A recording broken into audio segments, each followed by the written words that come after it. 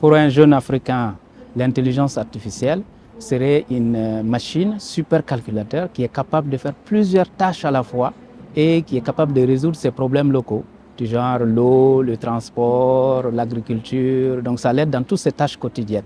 L'intelligence artificielle, c'est, disons, plusieurs technologies à la fois. Et c'est très vaste en fait. Donc c'est pour comprendre comment l'humain réfléchit, comment la conscience de l'humain évolue. Donc en fait, c'est toutes ces intelligences qu'on fait à travers la machine, qu'on a dit artificielles parce qu'on a commencé par des réseaux de neurones qui sont artificiels, parce que ce n'est pas biologique. Donc il y a les réseaux de neurones biologiques et les réseaux de neurones artificiels. C'est pour ça qu'on utilise le terme artificiel qui est dans l'intelligence artificielle. Bien sûr, les jeunes en Afrique pensent que certaines intelligences artificielles vont prendre leur boulot. Alors, il y a déjà moins de travail en Afrique actuellement. Et donc, certains craignent que l'intelligence artificielle vienne les prendre les places. Par contre, d'autres profitent de l'intelligence artificielle pour faire, par exemple, dans le cinéma, ils arrivent à faire des illustrations. Et dans l'agriculture, certains commencent à s'en approprier petit à petit. Ce n'est pas de l'intelligence artificielle avancée, mais il y a la base d'intelligence artificielle dont certains arrivent à exploiter. Aujourd'hui, dans l'agriculture, on n'a pas vraiment l'intelligence artificielle en Afrique. Ce qu'on a, c'est des éléments de base. Donc on peut, des machines qui commencent à être évoluées parce qu'on a intégré un dernier algorithme qui commence à analyser les données, etc. Mais c'est vraiment de base, c'est de l'apprentissage machine de base. Mais dans le futur, les gens espèrent qu'en fait, il y aurait l'agriculture de précision grâce à l'intelligence artificielle. Sur le terrain, il y a des survols de drones, par exemple, sur un champ, qui permet de dire oui, telle ou telle plante, ça permet de classifier les plantes. Donc, reconnaissance de plantes en utilisant l'intelligence artificielle. Et à travers des reconnaissances, on peut détecter si c'est l'évolution normale de la plante, certaines maladies, ou par exemple, quand il y a des ravages des cliquets, on peut savoir à travers l'image que oui, il y a quelque chose qui cloche dans cet endroit. Donc on peut physiquement envoyer cette fois-ci, pas de drone, mais physiquement aller examiner dans cette partie du champ parce qu'il y a quelque chose qui cloche de l'image qu'on voit. Donc ça, c'est un exemple typique d'utilisation concrète de l'intelligence artificielle. Dernièrement, on a fait le suivi de la production du beurre de karité. Donc le karité, c'est un arbre qui est dans la région, notamment en Afrique de l'Ouest.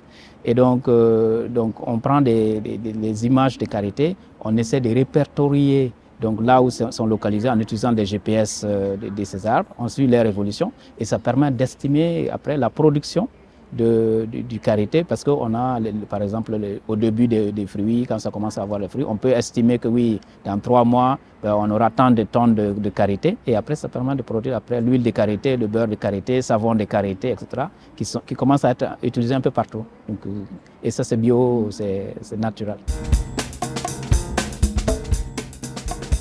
L'Afrique peut être acteur un jour, on espère en tout cas, mais pour l'instant, on n'est pas vraiment là. C'est-à-dire que sérieusement, concrètement, sur le terrain, ce qu'on voit, c'est que c'est beaucoup de retard. Et puis, comme tout est priorité en Afrique, on a l'impression qu'il faut commencer par les priorités des priorités avant de penser à l'amélioration, etc. Donc dans les zones où on n'a pas d'eau potable, on n'a pas d'électricité, on ne peut pas penser à l'Internet si on n'a pas d'électricité. Donc, comme on n'a pas d'électricité, le corollaire de ça, c'est que tout ce qui est dépendant de l'électricité, c'est notre véhicule, c'est un médium, ça permet de faire les autres activités. Et comme on n'a pas la base, on n'arrive pas à faire les autres activités. Et l'intelligence artificielle arrive dans ce contexte.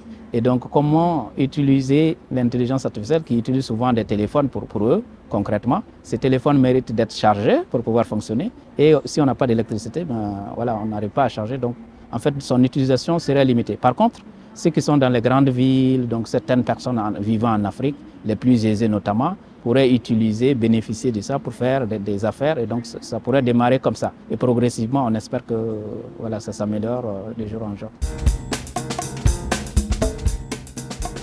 Aujourd'hui, les gens utilisent les messageries en ligne du genre les WhatsApp, des technologies comme ça, en audio. Donc, ils ne savent pas lire, ils ne savent pas écrire, mais par contre, ils peuvent balancer de l'audio à leurs correspondants, à leurs enfants qui sont ailleurs, etc. Donc, il a appris à envoyer son audio. Donc, tu appuies sur un bouton tu t'enregistres et puis c'est parti. Tu lâches le bouton et puis c'est parti. Donc ils commencent à s'en servir alors qu'ils n'ont pas été à l'école, ils ne savent pas lire, ils ne savent pas écrire. Donc j'espère que l'intelligence artificielle adaptée pour ces gens, si ça suit l'audio à audio, ça pourrait marcher. Par contre, il faut pouvoir traduire l'audio d'une langue locale à une autre langue locale et ça, ce n'est pas gagné parce qu'on n'a pas encore commencé à collecter les données. Certains pays commencent à faire pour leur propre langue, d'autres font des projets avec peut-être 5-6 langues, mais la base n'est pas là. On ne sait pas aujourd'hui traduire, par exemple, d'une langue locale, le Bambara au Dogon ou au Fon. Moi, en tant qu'Africain, alors l'intelligence artificielle, je suis plutôt optimiste, ça a de l'avenir, mais comme on a un gros travail, la machine est lancée, donc je suis plutôt optimiste. Avec les activités qu'on fait à droite et à gauche, ça va s'organiser et j'espère que les Africains vont commencer à collaborer un peu plus parce que ça va lancer encore plus de dynamisme et un jour, ça prendra le train. L'enjeu aujourd'hui, c'est vraiment réussir à collaborer ensemble sur cette technologie.